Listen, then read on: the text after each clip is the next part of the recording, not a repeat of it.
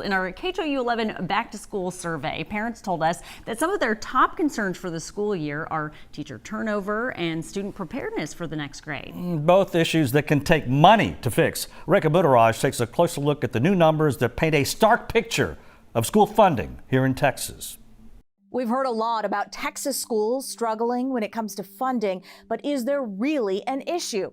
To get answers, the Kinder Institute at Rice University took data from the Texas Education Agency and paired it with the National School Finance Indicators database.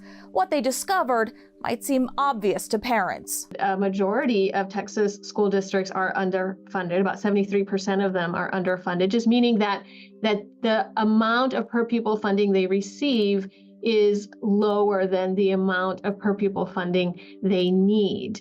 Per pupil funding was determined by the school finance indicators based on two main factors: local labor costs, which can vary greatly district to district, and students' needs. Because different students are associated with different costs. For example, special needs students cost more to educate. English learners cost more to educate. Ruth Lopez Turley says the study found many Texas school districts were severely underfunded, meaning the district's funding gap exceeds 40% of its needs. Those schools are strongly associated with a TEA student achievement rating of a C or lower. Locally, Pasadena, Sheldon, Cleveland, Galena Park, Spring, and Houston ISDs are among those considered to be severely underfunded, but the largest funding gap percentages are at Aldine and Alief ISDs. Turley says additional per pupil funding to simply reduce the gap by 35%, not close it completely, would help increase a district's TEA rating to an A or a B. On the most severely underfunded school districts, if you total up the enrollment, you total up the additional per pupil funding that would be needed to reduce those gaps, it would be about $9.3 billion.